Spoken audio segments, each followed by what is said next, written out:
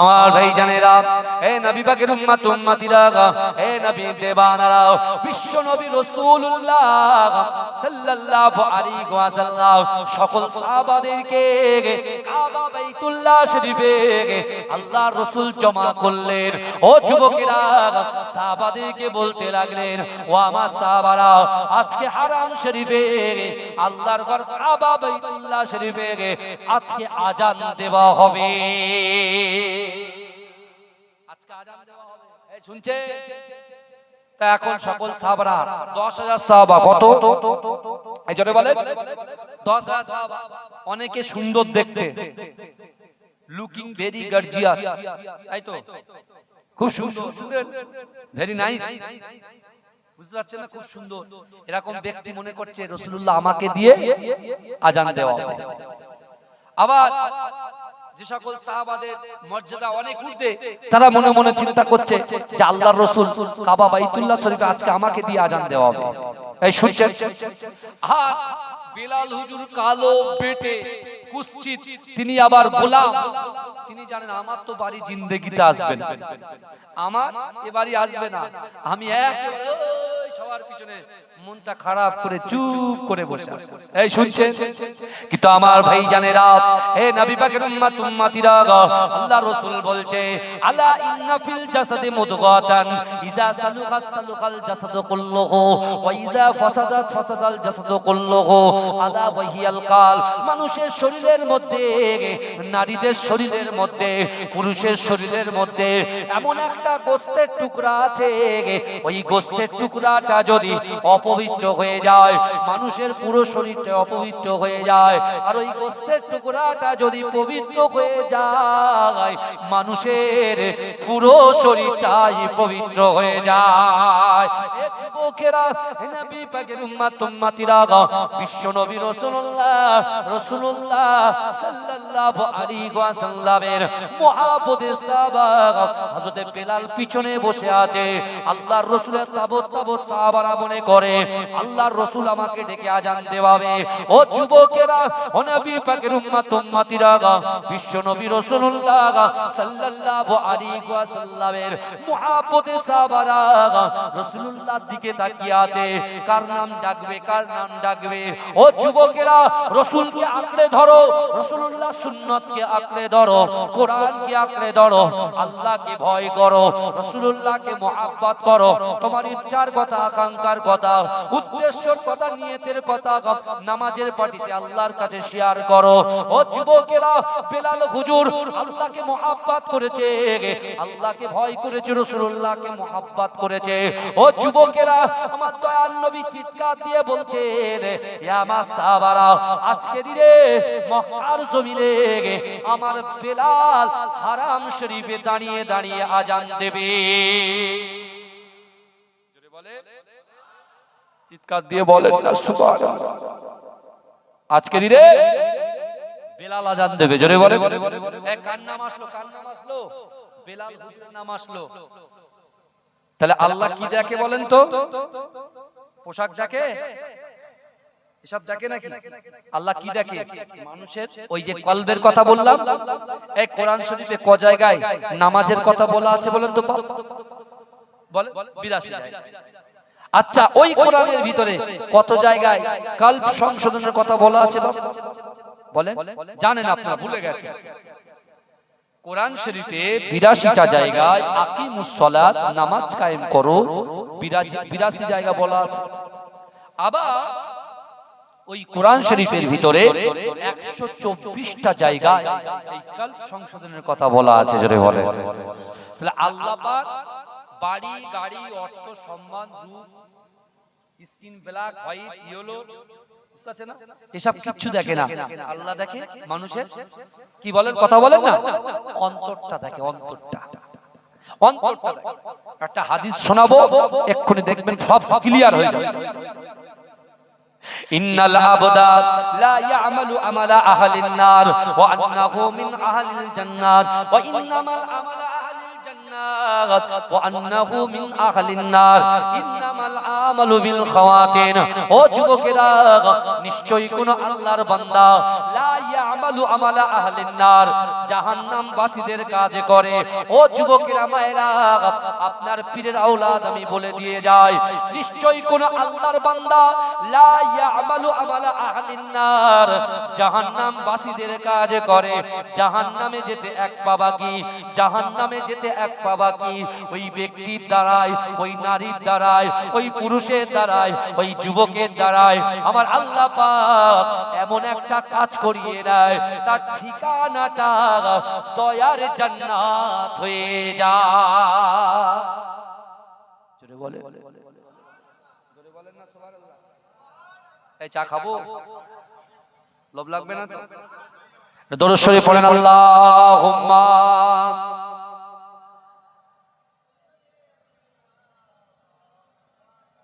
বাবাজি চা তো নেশাই খাচ্ছি না, জ্বালাই খাচ্ছি।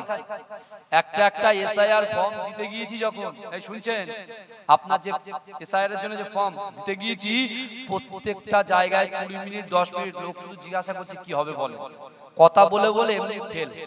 এক সপ্তাহ আগে গলার থেকে কোনো আওয়াজ বার হচ্ছিল না, বুঝলেন? আল্লাহ পাকের শুকরিয়া আদায় করি যে আল্লাহ, আমি জানি না, যে আমি চিন্তা করছি, আমার ভাইকে বলছিলাম যে ভাই কি হবে অবস্থা, গলা থেকে আওয়াজ না ফুটলে লোক তো বসবে বা পালাবে, তার গিয়ে কি লাভ হবে? তাও ক্যান্সেল করে দিই জলসা। জলসা তো ক্যান্সেল করার মতো নয়, জলসা যদি ক্যান্সেল করা হয় কমিটির অবস্থা কি হবে বলো? তুই মিথ্যাবাদী, মিথ্যে কথা বলেছিস। রাকিবুল আজিজকে ফুটপ্রাপ পীর সাহেব হুজুরকে আনতে পারিসনি বলে তুই মিথ্যে মিথ্যে নামটা দিয়েছিস, তাকে অবিশ্বাস করছো, বুঝতে পারছেন? দোয়া করেন ভাইজান, যতদিন আল্লাহ হায়াতে রাখেন এইভাবে সুন্দর করে মানুষের এবং দ্বীনের খিদমত করার তৌফিক আল্লাহ দান করেন। বলুন আল্লাহুম্মা, বলুন আল্লাহুম্মা আমিন। দেখেন আজকে আপনি আপনাদের কথা বলি, আপনারা এমনি সুবহানাল্লাহ বলতে ইতস্তত বোধ করছেন, আর মাইকে এক একটা মাইক এক এক রকম। তো আজকে মাইকের সাউন্ডটা খুব সুন্দর, কিন্তু যে ব্যক্তিটা অপারেটর খুব ভালো মানুষ, বুঝলেন? উনি বুঝতে পেরেছেন, আর আমিও তো বুঝতে পারি কিভাবে কি করলে হলো হয়, বুঝতে পেরেছেন? কারণ কোন মানুষ জোরপূর্বক খাটতে চায়, বলেন সাউন্ড চেপে রাখে, আবার সাউন্ড ক্লিয়ার করে, বুঝতে পারছেন? মাইকেরাও খুব চালাক হয়ে গেছে, জানে ঠিক 10 মিনিট আগে শেষ হবে, তখন মাইকটা খুলে দেবো। হুজুর বলে খুব ভালো, অথচ হুজুরের 12টা বেজে যাবে, বুঝতে পারছেন? আর হুজুরে জানে যে এখন টান দেবো না, শেষে গিয়ে টান মারবো, তখন বলবে ঠিক আছে, বুঝতে পেরেছেন? সব একই থিমের উপরে চলছে, বুঝতে পারছেন? হ্যাঁ, আমার বাবাজিরা তাকবীর দেন না, নারে তাকবীর, আর জোরে দেন নারে তাকবীর, চিৎকার দিয়ে দরুদ পড়েন আল্লাহুম্মা।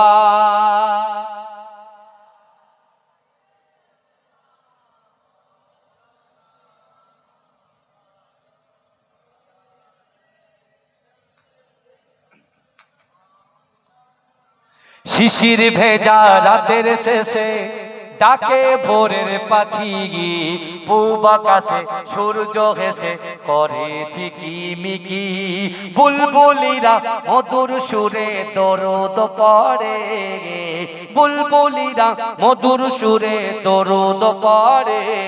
বিশ্ব নবী এলো বাজি মা আমিনার কোলে, বিশ্ব নবী এলো বাজি মা আমিনার কোলে।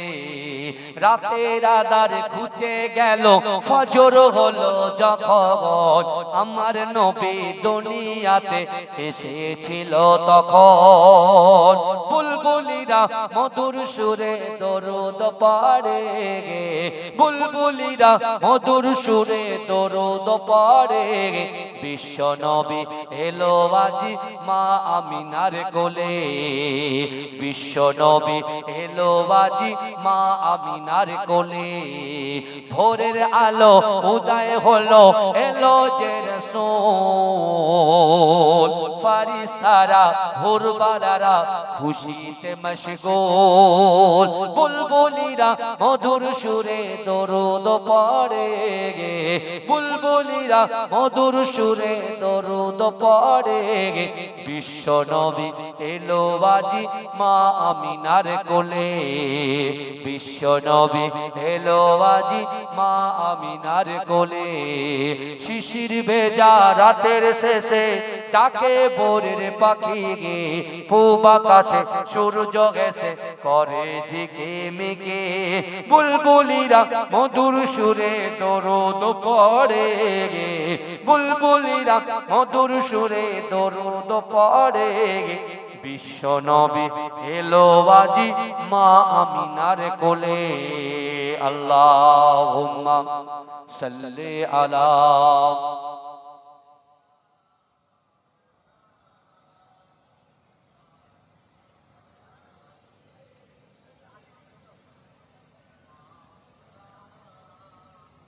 বললে আসবে তো ঠিক বলছো ভাইজান আমার সোনার ভাই একটু কষ্ট দেবো এই হাদিসটা শুনে তারপর আসবে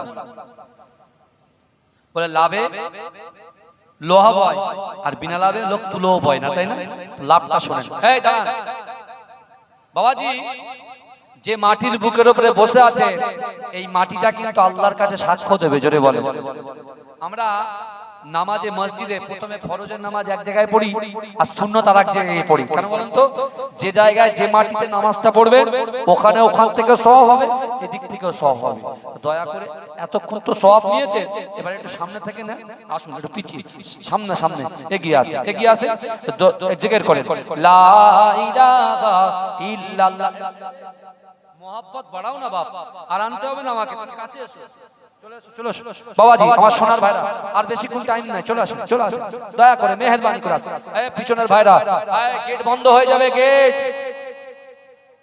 হ্যাঁ চলে এসো কেএফসির খাবার চলে আসবে এক্ষুনি চলে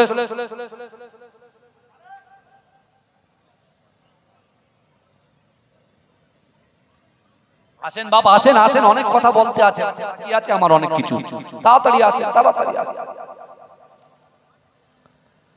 আমার সোনার ভাইরা তাড়াতাড়ি আসে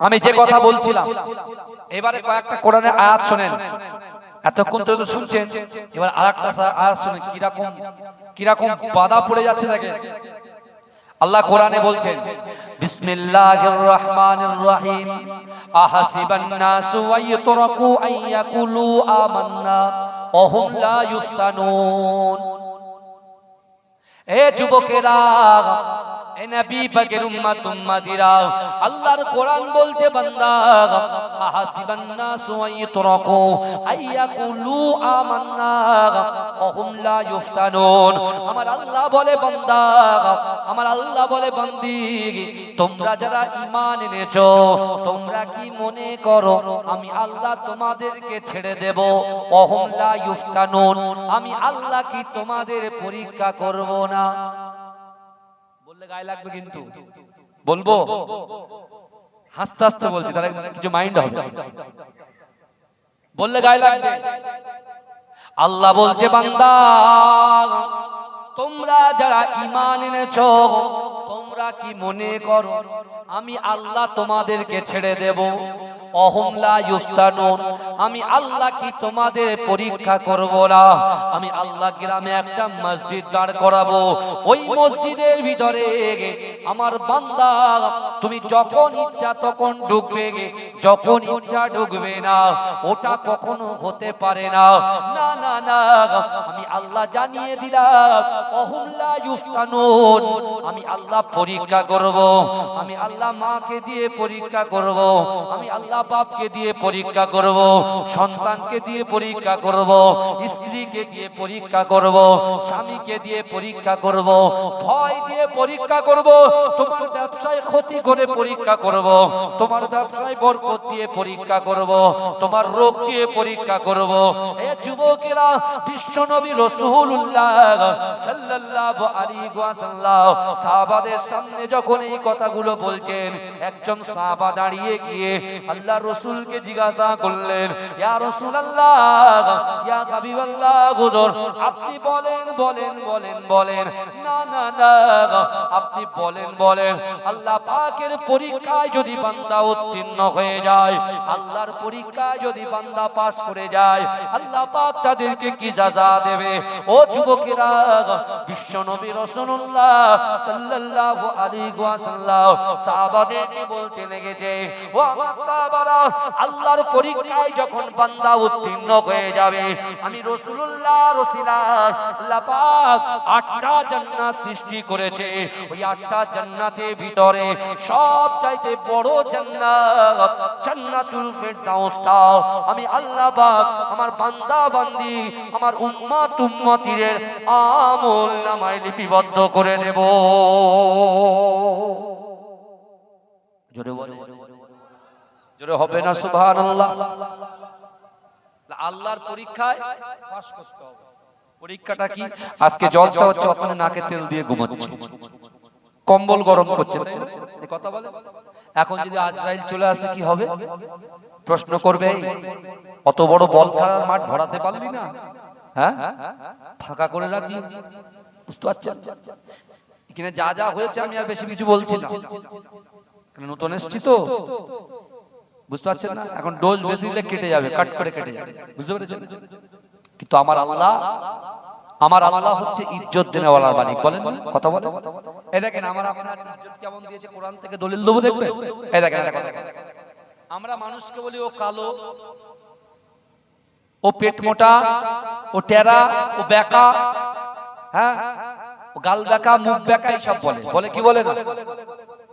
কিন্তু ভাইজান বুকে হাত রেখে বলেন তো আমার যুবকরা, আমার সোনার ভাইগুলো, এই যে বসে আছেন আমার মা বোনগুলো যারা আছে, বুকে হাত দিয়ে বলেন আল্লাহর মাখলুক কখনো খারাপ হতে পারে? যে আমার আল্লাহ তো সব সৃষ্টি করেছে নাকি, কথা বলেন। যা কিছু আমরা চোখে দেখছি সবই আল্লাহ সৃষ্টি করেছেন, আমাদেরকেও সৃষ্টি করেছেন, পশু পাখি যা দেখছেন সব সব সৃষ্টি করেছেন। তাহলে আল্লাহর সৃষ্টি কি কখনো খারাপ হতে পারে? কথা বলেন। আল্লাহ বলছেন ওয়াত্তিন ওয়াজ-যাইতুন ওয়া তুরি সিনিন ওয়া হাযাল বালাদিল আমিন। আল্লাহর কোরআন বলছে বান্দা এই শুনছেন, আল্লাহ এই সূরা ৩-এর ভিতরে 4টে কসম খেলেন। কটা কসম খেলেন বাপ? 4টে। ভালো করে শুনুন, 4টে কসম খেলেন।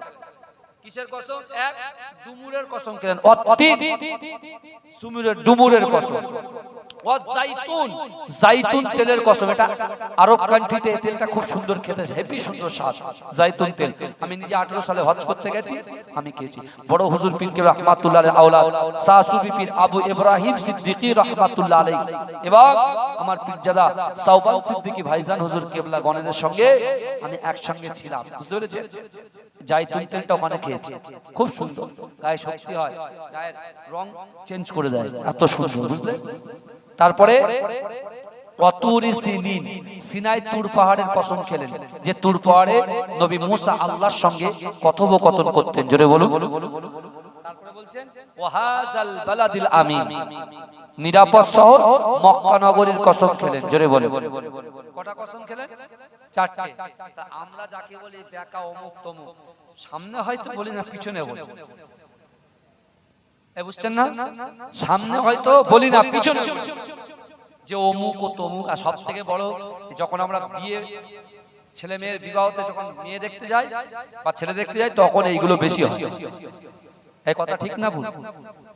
হ্যাঁ হ্যাঁ আমার ভাইরা, এখন কথা হলো আল্লাহ বলছেন এই 4টে কসম খাওয়ার পরে আল্লাহ বলছেন, যদি ভালো লাগে জোরে সুবহানাল্লাহ বলুন। এই 4টে কসম খাওয়ার পরে আল্লাহ বলছেন লাকাদ খলাকনাল ইনসানা ফি আহসানি তাকওয়িম, আমি আল্লাহ মনুষ্য জাতিকে অতি উত্তম রূপে সৌন্দর্য দিয়ে আমি আল্লাহ সৃষ্টি করেছি। জোরে বলেন, আমাদের সম্মান দিল কে? আল্লাহ। যে আল্লাহ সম্মান দিল তারই ইবাদত বন্দেগী করো বেশি বেশি করে। আর যে সম্মান দেয় না, তুমি টাকা দিয়ে সম্মান কিনে নিচ্ছ, ওর মানে কোনো দাম আছে নাকি? ও দুদিন পরে টাকা ফুরিয়ে যাবে, দিতে পারবে না, তোমার ডোর ক্লোজ করে দেবে। আর তুমি যদি তোমার সম্মান যদি আল্লাহ দেয়, তুমি কবরেও শান্তি পাবে, আখিরাতেও শান্তি পাবে, আর রাসূলুল্লাহর সাথে জান্নাত চলে যাবে। জোরে বলে। যে মহাব্বতটা করেছে হযরতে বেলাল, আমার যুবকেরা, হে নবী পাকের উম্মত উম্মতিরা, হে নবী দেবানরা, বিশ্ব নবী রাসূলুল্লাহ সাল্লাল্লাহু আলাইহি ওয়াসাল্লাম বেলাল হুজুরকে যখন ডাকলেন যে আজকে কাবা বাইতুল্লাহ শরীফে আমার বেলাল আজান দেবে, ও যুবকেরা, ও আমার আম্মা জানো বোনেরা, আপনার পীরের আওলাদ বলে দিয়ে গেলাম, না না না। হযরতে বেলাল রাসূলুল্লাহকে বলছেন, ইয়া রাসূলুল্লাহ হাবিবাল্লাহ, এদিক থেকে কি আজান দেব? রাসূল বলছে না। ওদিক থেকে আজান দেব? রাসূল বলছে না। এদিক থেকে আজান দেব? রাসূল বলছে না। এদিক থেকে আজান দেব? রাসূল বলছে না। এদিক থেকে আজান দেব? রাসূল বলছে না। ওই সময় বিশ্বনবী রাসূলুল্লাহ সাল্লাল্লাহু আলাইহি ওয়াসাল্লাম বেলালকে বলছে, ও বাবা বেলাল, না না না, আজকে দিনে আমি রাসূলুল্লাহ তোমাকে হুকুম করলাম কাবা শরীফের ছাদের উপরে দাঁড়িয়ে তুমি আজান দেবে। হে যুবকেরা, হে নবী পাকের উম্মতিরা, আমার রাসূল কেমন নেতা ছিল, আমার রাসূল কত তার বান্দাকে, তার উম্মতকে কত ভালোবাসতো। হে যুবকেরা, আমার রাসূলুল্লাহ চিৎকার দিয়ে বলছে, মক্কার জমিনে কেউ একদিন বলেছিলে যে বেলাল তুমি কাবা শরীফে আজান দেবে না, বেলাল তুমি কাবা শরীফে তওয়াফ করবে না, তুমি যদি কাবা শরীফে তওয়াফ করো তাহলে তোমাকে হত্যা করা হবে। আল্লাহর রাসূল বলছে, কে আছো, কে আছো? আমি আব্দুল্লাহর বেটা মুহাম্মদুর রাসূলুল্লাহ কাবা বাইতুল্লাহ শরীফের চত্বরে দাঁড়িয়ে আছি। আমার সাহাবাদের গায়ে একটা হাত দিয়ে দেখাও, কে আছো এসো। আমি আব্দুল্লাহর বেটা মুহাম্মদ মুস্তাফা সাল্লাল্লাহু আলাইহি ওয়াসাল্লাম আমার উম্মত, আমার সাহাবারা যেমন ভালোবাসে, আমি রাসূলুল্লাহ আমার উম্মতদেরকে আমার প্রাণের থেকে মহব্বত করি। বলে চিৎকার দিয়ে বলেন না সুবহানাল্লাহ। রাসূল বলছে এসো, মারতে এসো, সব বলেছিলে না, এই রাসূল তো ক্ষমা করে দিয়েছে। রাসূলুল্লাহ কষ্ট হচ্ছে যে আমার যারা অনুসারী, আমাকে যারা মহব্বত করে তাদেরকে লাঞ্ছিত করেছে, অপমান করেছে, উৎপীড়ন করেছে, নিপীড়ন করেছে, আমি রাসূল ঠিক দাঁড়িয়ে আছি, এসো আমার সামনে এসো। কেউ আসলো না। বেলালকে বলছে, বেলাল তুমি নিচেই দাঁড়াবে, আজান দেবে না, পুরো কাবা শরীফের উপরে ওঠো, উঠে দাঁড়িয়ে আজান দাও। জোরে বলুন না, এই জোরে বলবেন না ভাই। তাহলে বেলাল হুজুরের আজান তখন দিচ্ছেন, বিশ্বনবী তওয়াফ করছেন। এই শুনছেন, আল্লাহর রাসূল তো বেলাল হুজুর কিছু দেখতে পাচ্ছেন না, কিন্তু বেলাল হুজুর যখন আজান দিচ্ছে, আল্লাহর রাসূল যেদিকে যাচ্ছে ও সেদিকে ফিরে ফিরে আজান দিচ্ছে। জোরে বলুন না সুবহানাল্লাহ। তখন বলছে যে আমি আজানটা দিচ্ছি আমার কাবার কাবা বিশ্বনবী মুস্তাফা সাল্লাল্লাহু আলাইহি ওয়াসাল্লামের জন্য নিজের জীবনটাকে দিতে পারি, আজানও দিতে পারি। জোরে বলুন না সুবহানাল্লাহ। তাহলে রাসূলুল্লাহকে মহব্বত করে যারা তাকে লাঞ্ছিত করেছে, রাসূলুল্লাহর মহব্বত করার জন্য তিনি কাবা শরীফের চত্বরে তওয়াফ করছিল। কিন্তু আজকে কাবা শরীফের ভিতরে, শুধু ভিতরে নয়, কাবা শরীফের মাথার উপরে দাঁড়িয়ে দাঁড়িয়ে তিনি আজান দিয়েছিলেন। জোরে বলুন না সুবহানাল্লাহ। কত মহব্বত, কত ভালোবাসা তিনি রাসূলকে পেশেছেন বলে আল্লাহ তার ইজ্জত, তার সম্মানকে বৃদ্ধি করে দিয়েছে। জোরে বলুন না সুবহানাল্লাহ। এই জোরে বলা যাবে না আমার সোনার ভাইরা, আমার আজকে আমি আপনাদের কাছে এসেছি আপনাদের পীরের আওলাদ হিসাবে। এতগুলো মানুষ বসে আছে, এই জলসার একটা ঐতিহ্য আছে না? এই কথা বলে, এই কথা বলে, আপনি বুঝতেই পারছেন। সকালবেলা একটু মেলাঘাট মতো হয়ে যায়, কি করা যাবে, এখন সব জায়গায় হচ্ছে। এর ভিতর থেকে আমাদের ঈমানটাকে বাঁচাতে হবে, ঈমানটাকে বাঁচাতে হবে। অনেকে পরকিয়া, পরচর্চা, পরনিন্দা, গালাত পিকচার, ভিডিওর মধ্যে আমরা ডুবে আছি। যুবক ওখান থেকে ফিরে চলে আসতে হবে, কারণ আল্লাহর কোরআন বলছে ইন্নাল্লাহা লা ইউগাইয়িরু মা বিকওমিন হাত্তা ইউগাইয়িরু মা বিআনফুসিহিম।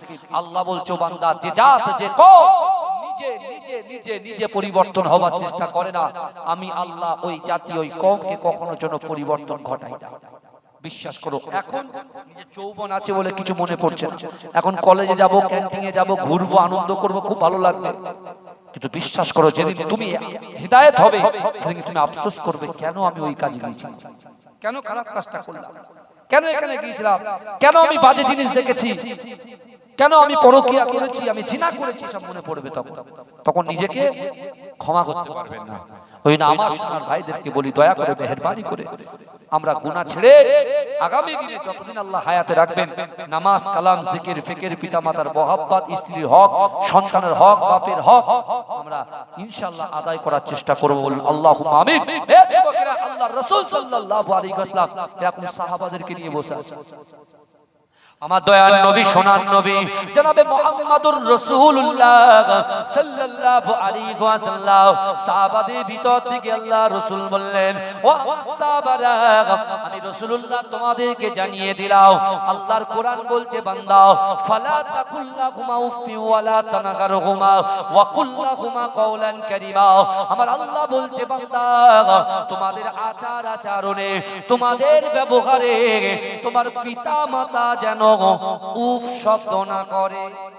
এই শুনছেন, আমাদের আচার আচরণে, আমাদের ব্যবহারে বাপ মা উপ শব্দ না করে। এতটা বিশেষ করে ভেঙে বলার দরকার নেই। আল্লাহর রাসূলের একজন যুবক সাহাবা এই আয়াতটা শুনেছেন, দাঁড়িয়ে বলছে, ইয়া রাসূলুল্লাহ, আমার মা বাপ অনেক আগে ইন্তেকাল করেছে, তো আমি যখন বাড়িতে যাই আমার ইচ্ছা হয় আজ যদি মা বাপ হায়াতে থাকতো, বেঁচে থাকতো, তাহলে মা বাপকে একটু খিদমত করতাম। যে এই কথা বলেছে আল্লাহর রাসূল একটা চিক মারলেন, চিক মেরে বলছে, এই যুবক শোনো, তুমি তোমার মা বাপের কথা বললে না, তোমার মা বাপের কথা বলার জন্য আমি রাসূলুল্লাহ আমার পিতা মাতার কথা মনে পড়ছে, জোরে বলুন না সুবহানাল্লাহ। ওই যুবক ফুপিয়ে ফুপিয়ে কাঁদছে, বলছে, ইয়া রাসূলুল্লাহ, আজ যদি মা বাপ বেঁচে থাকতো, আমরা তো চোখ থাকতে চোখের মূল্য দিই না, এখন চোখে হাত দিচ্ছি না, যাচ্ছে হাত দিচ্ছি না, পানিও মারছি না, যে একটা পোকা পড়ুক দেখবে পটের পানি নিয়ে চোখে দুমদাম মারা শুরু করে। তাহলে আমরা যখন বিপদে পড়ি তখন কিন্তু ইউজ করি সব কিছু, বুঝতে পারছেন, তার আগে সব ভুলে যায়। সারাক্ষণ পানিতে এনজয় করছি, হঠাৎ ভূমিকম্প, আপনার জলকম্প শুরু হয়েছে, লা ইলাহা ইল্লাল্লাহ মুহাম্মাদুর রাসূলুল্লাহ, লা ইলাহা ইল্লাল্লাহ শুরু হয়ে যায়, বুঝতে পারছেন? বাবা একটু অ্যাডভান্স যদি করতাম তো এই বিপদগুলো তো আসতো না। কথা বলে না, অ্যাডভান্স যদি একটু আমরা, আল্লাহ তো বিবেক দিয়েছে, আমাদের বুদ্ধি দিয়েছে, এই বুদ্ধিটাকে কাজে লাগাতে হবে। ফেসবুকের সঙ্গে বন্ধুত্ব হয়ে গেছে, ফেসবুক না দেখলে ঘুম আসে না, হোয়াটসঅ্যাপ চ্যাট না করলে ঘুম আসে না, ভিডিও কলে বন্ধুদের সঙ্গে না গল্প করলে ঘুম আসে না, কি করবেন আপনি বলেন? কিন্তু আমার যুবকেরা, তাহলে মানুষ হচ্ছে অভ্যাসের দাস। তুমি যদি নামাজের সাথে অভ্যাস করো, নামাজ তোমার ফজরের ওয়াক্ত যখন হবে ঘুম এমনি ভাঙিয়ে দেবে, জোরে বলুন। জোহরের ওয়াক্ত হবে যখন, এমনি তোমার কাজ করতে মন চাইবে। আসরের ওয়াক্তে যখন খাওয়া দাওয়া করে একটু ঘুমাবেন বা ঘুরবেন, মসজিদ টেনে নিয়ে যাবেন। মাগরিবে বাজার করতে যাবেন, মসজিদ টেনে নিয়ে যাবে। এর সাথে ঘুমানো যাওয়ার আগে বলছে, না জোহর পড়লাম, ফজর পড়লাম, আসর পড়লাম, মাগরিব পড়লাম, এসা কি দোষ করেছে, এসাটাও পড়ে নিলাম। আপনি একজন কমপ্লিট নামাজি হয়ে গেলেন, জোরে বলুন না সুবহানাল্লাহ। আপনি নিয়ত করুন না, আপনি নিয়ত করে দেখেন, আল্লাহ কবুল করবেন। ওই যুবক যখন বলছে, ইয়া রাসূলুল্লাহ, আমার বাপ মা যদি বেঁচে থাকতো তাহলে বাপ মাকে খিদমত করতে পারতাম। আল্লাহ রাসূল বলছে, যুবক তুমি মা বাপকে খিদমত করতে চাও? এই শুনছেন আপনারা আমার কথা? আমার কথা শুনছেন? আল্লাহ রাসূল বলছে, তোমরা কি মরা মা বাপকে খিদমত করতে চাও? এখানে অনেকের বাপ মরে গেছে, দাদা দাদি মরে গেছে, নানা নানি মরে গেছে, হ্যাঁ অনেকের ইন্তেকাল হয়ে গেছে। আপনি বলেন, আপনি কি আপনার মরা মা বাপকে খিদমত করতে চান? হ্যাঁ আর না? জানতো রাসূল ওই যুবককে জিজ্ঞেস করছেন, তুমি চাও কি চাও না? বলছে, হুজুর আমি চাই। আমার আপনার নবী, দয়ার নবী জনাবে মুহাম্মদুর রাসূলুল্লাহ সাল্লাল্লাহু আলাইহি ওয়াসাল্লাম ওই সাহাবাকে বলতে লেগেছে, ও আমার সাহাবা যুবক, শোনো শোনো, তুমি যদি তোমার মরা মা বাপকে খিদমত করতে চাও, আল্লাহ যে তোমার অর্থ দিয়েছে, আল্লাহ যে তোমার রিজিক দিয়েছে, রুজি দিয়েছে, তোমার যে একটা করেছো সম্পত্তিগুলো রেখেছো, ওই অর্থ সম্পদের থেকে অল্প কিছু পয়সা যদি তুমি তোমার পিতা মাতা দাদা দাদি নানা নানি জন্য একটুখানি সাদকায়ে জারিয়া করে দাও, দান করে দাও, তাহলে ওই মৃত পিতা মাতার খিদমত করার সওয়াব পেয়ে যাবে। এ যুবকেরা, আল্লাহ রাসূল বলছে, তুমি কি মরা মা বাপকে খিদমত করতে চাও?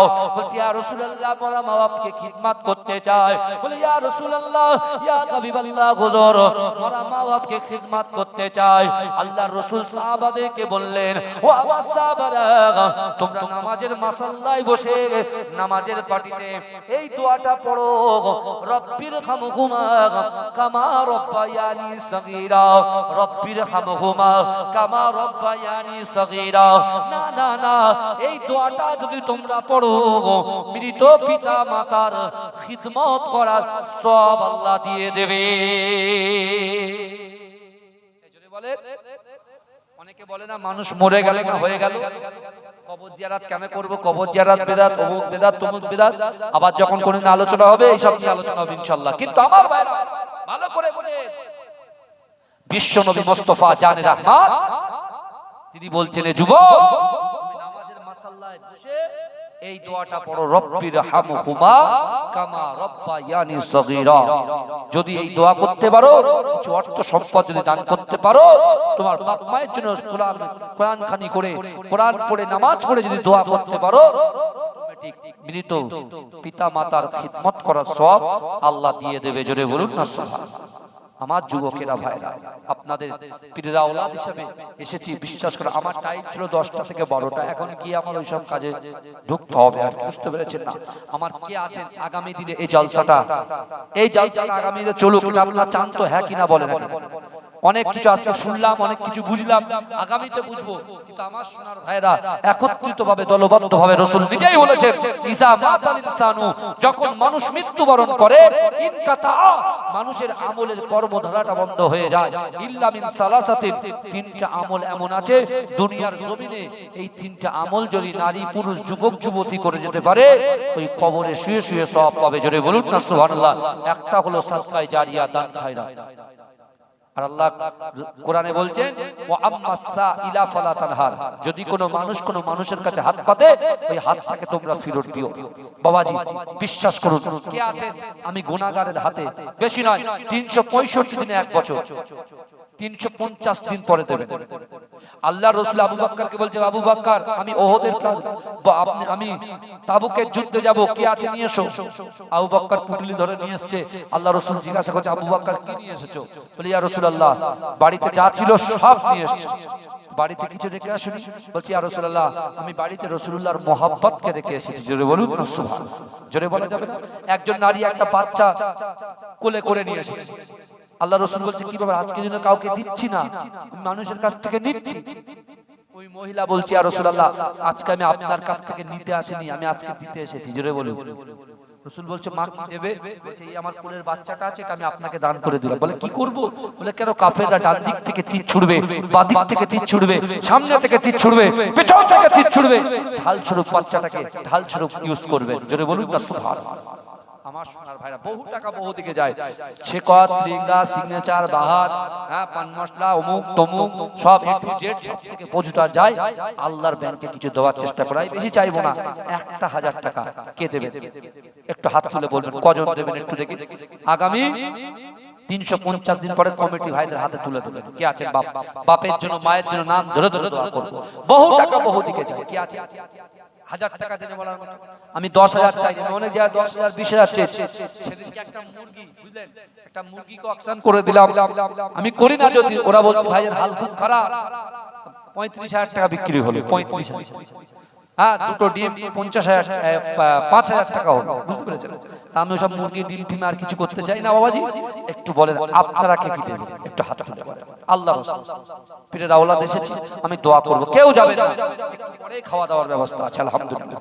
বলেন 10 জন 20 জন কি আছে? 1000 করে টাকা, 1000 বহু টাকা বহু দিকে যায়। আমার সোনার ভাই একটু বলেন। আল্লাহ রাসূল বলেন, এই যেসব যুবকরা তোমরা কাজকর্ম করো, একদিন খেতে হলেও এই পয়সাটা রাসূলুল্লাহর মহব্বতে দেবে। কে কি করছে না করছে দেখবেন না। আপনি যদি দিনের 700 টাকা ইনকাম করেন, ওভার টাইম একদিন কাজ করবেন শুধু রাসূলুল্লাহর মহব্বতে। কারণ রাসূলুল্লাহ সাহাবারা যুদ্ধে গিয়েছে, তাদের সন্তান, তাদের স্ত্রী, তাদের পুত্র ছেড়ে দিয়ে রাসূলুল্লাহর জন্য জীবন জান দিয়ে দিয়েছে। আর আজকে সেই রাসূলের জন্য আমরা কিছু করতে পারবো না। একটুখানি বলেন 1000 টাকা দেনে বলার মতো কে আছে? একটু বলেন আল্লাহর রাস্তায়। এতগুলো মানুষ বসে আছে, একটু বলুন আমি দোয়া করব, নাম ধরে ধরে তার বাপ দাদাদের নামে দোয়া করে যাব। আমরা জানি অনেক বাইরে থেকে অনেক যুবক এসেছে, একটু বলেন কি আছে? আল্লাহর রাস্তায় বলেন, আল্লাহর রাস্তায় বলেন কি আছে? একটু বলেন। বাইরে থেকে অনেক আছে, আমি জানি এই গ্রামে বেশি লোকজন বাস করে না, বাইরে থেকে আপনি আসছেন, ঠিক আছে, বাইরে থেকে এসেছেন, ঠিক আছে, কিন্তু কিছু দিয়ে যান। 500 1000 দিনে বলার মতো একটু হাত তোলেন, যে আমি 500 দেবো, যে আমি 1000 দেবো।